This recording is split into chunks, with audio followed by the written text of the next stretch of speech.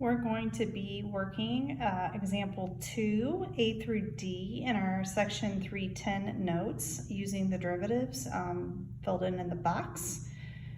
So for 2A, to do that one, we need to use the product rule. Okay, so we'll do the easy derivative first. Derivative of x is 1. We leave the cotangent inverse of x over 3 alone. Okay, next we leave x alone, and we need to do the cotangent inverse of x over 3. So that is going to involve the chain rule, where the outside function is the cotangent inverse and inside is x over 3.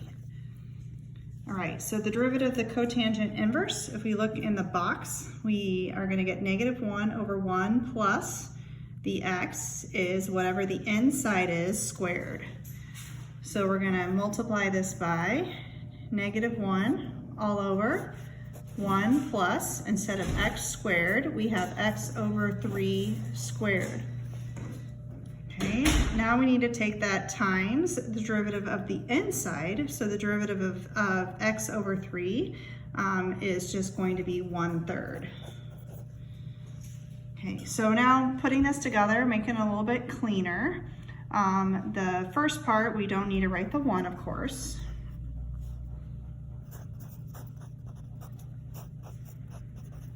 Okay, so we just have cotangent inverse of x over 3.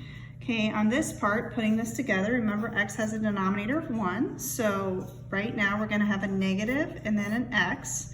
And then for this part, we can multiply the 3 through the denominator. So 1 times 3 is going to make that be a 3. Now keep in mind, this part is x squared over 9. Okay, so when you multiply by 3, you're going to end up getting x squared over 3. Okay, all right, so like we've talked about all semester, we don't want too many fraction bars. So we need to make sure that this second fraction bar goes away. So we're going to go ahead and multiply the top and the bottom by 3 for that to happen. Okay, so our final answer, we're going to have the cotangent inverse of x over 3. And then we're going to have a minus. We're going to have a 3x. And then that's all over. We're going to have a 9 plus. And then the 3's will cancel for this part, x squared.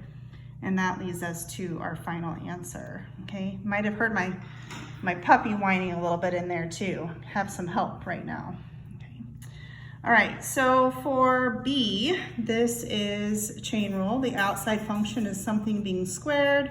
The inside function is cosine inverse of x.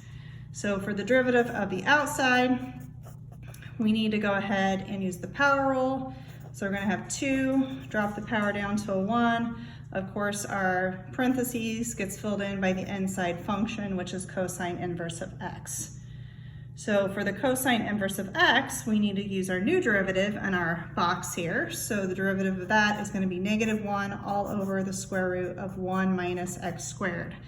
This one is pretty nice and easy to put together. Just have to multiply the 2 and the -1.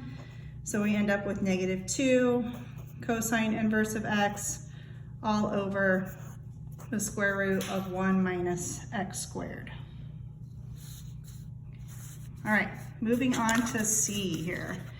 Okay, for C, we want to use our natural log rule. So the natural log rule, the way that it works, is the denominator gets filled in by whatever is the inside. So our denominator is going to be the tangent inverse of x.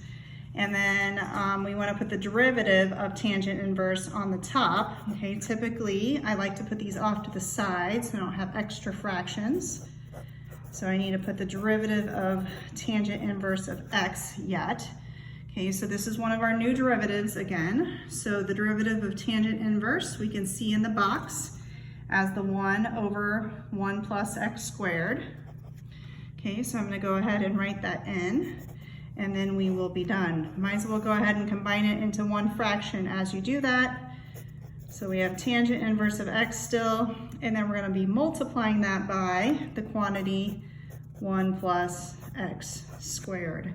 Okay, and there's really nothing else to do at that point. Okay, finally, part D here. This is going to be the chain rule again. The outside function is tangent inverse. The inside function is e to the 4x. So when we do the derivative of the outside function, we're going to use our new tangent inverse rule. Okay, remember the x gets filled in by whatever is the inside, okay, which in our case is e to the 4x. So I'm going to have 1 over 1 plus something squared, okay, instead of the x, we want to fill in the inside function. So we have e to the 4x. Okay, now we still need to multiply this by the derivative of the inside function, which is e to the 4x. Okay, once again, I'm moving this off to the side rather than putting it in the top there. Okay, so the denominator, or excuse me, the first part, I have 1 over 1 plus. Let's go ahead and multiply by the 2 to get e to the 8x. Okay, this is a chain rule, but it's one of our nice and easy chain rules. So e, you rewrite, and then the derivative of 4x, we multiply by 4. Okay, might be nice to go ahead and consolidate this into one fraction. So we have 4e to the 4x, put that on the top, and then we have 1 plus e to the 8x in the denominator.